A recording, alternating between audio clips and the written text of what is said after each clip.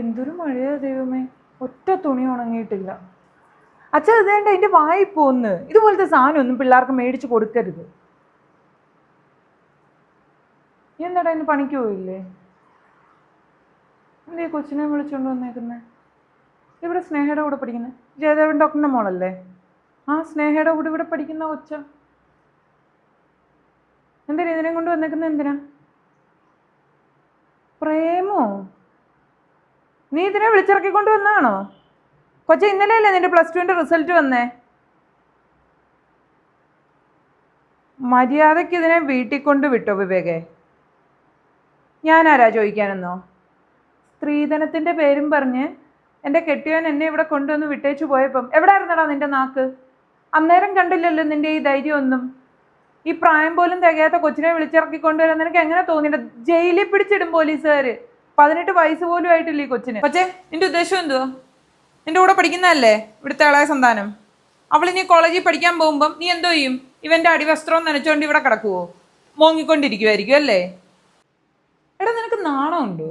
നിനക്ക് എത്ര വയസ്സുണ്ടെന്നറിയാവോ? 10-32 വയസ്സായപ്പം പ്രായം പോലും തികയാത്തൊരു പെൺകൊച്ചിനെ വിളിച്ചിറക്കിക്കൊണ്ട് വന്നേക്കുന്നു. നിനക്കല്ല എത്ര ചെറുതാടാ ഇവള്. കഷ്ടം. ഒന്നുമില്ലേലും കൊച്ചി നിന്റെ അച്ഛനൊരു ഡോക്ടറാ. എന്ത് നല്ല കഴിവുള്ളതാ. എനിക്കറിയാം നിന്നെ. സ്നേഹ പറഞ്ഞ് ഞാൻ കേട്ടിട്ടുണ്ട്. അവരുടെ ക്ലാസ്സിലെ ടോപ്പർ അല്ലായിരുന്നോ നീ? എന്നിട്ട് ഇതുപോലൊരു കിഴങ്ങനെ സ്നേഹിക്കാൻ എങ്ങനെ പറ്റി കൊച്ചേ നിനക്ക്? എങ്ങനെ ഇങ്ങനെ ഒരു അബദ്ധം പറ്റി? എനിക്ക് മനസ്സിലാവുന്നില്ല.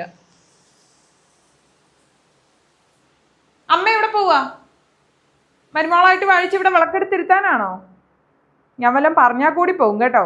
മോൻ്റെ താളത്തിന് തുള്ളാൻ നിന്നേക്കുന്നത്. വിവേകെ, കൊച്ചിനെ വീട്ടിൽ കൊണ്ട് വിടാൻ നോക്ക്. ഞാൻ പറയും. ഇവിടെ കയറി കിടക്കാൻ നല്ലൊരു മുറി പോലും ഇല്ല.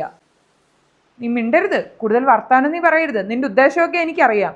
നല്ലൊരു കുടുംബത്തിൽ നിന്ന് ഒരു പെങ്കൊച്ചിനെ വിളിച്ചിറക്കിക്കൊണ്ട് വന്ന് കുറെ കാലം കഴിയുമ്പോൾ അവർ ക്ഷമിക്കുമ്പം അതിനുള്ള സ്വത്തെല്ലാം കൂടി ഇങ്ങോട്ടേക്കും പോകുന്നോളും. അതല്ലേ നിന്റെ മനസ്സിലിരിപ്പ്?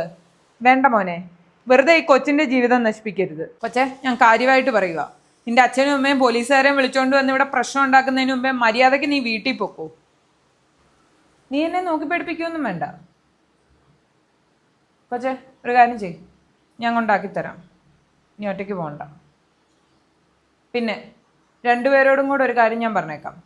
ഇനിയും മേല നീ ഈ പെങ്കൊച്ചിൻ്റെ പുറകെ വല്ലതും നടന്നാ. അതുപോലെ കൊച്ചേ, പഠിക്കാനുള്ളത് പഠിച്ച് എത്രയും പെട്ടെന്ന് നല്ലൊരു ജോലി മേടിച്ച് അവനെൻ്റെ കാര്യം നോക്കിക്കോണം. പ്രേമമാണെന്നും പറഞ്ഞ് ഇനി ഈ വഴിക്ക് വല്ലതും കണ്ടാല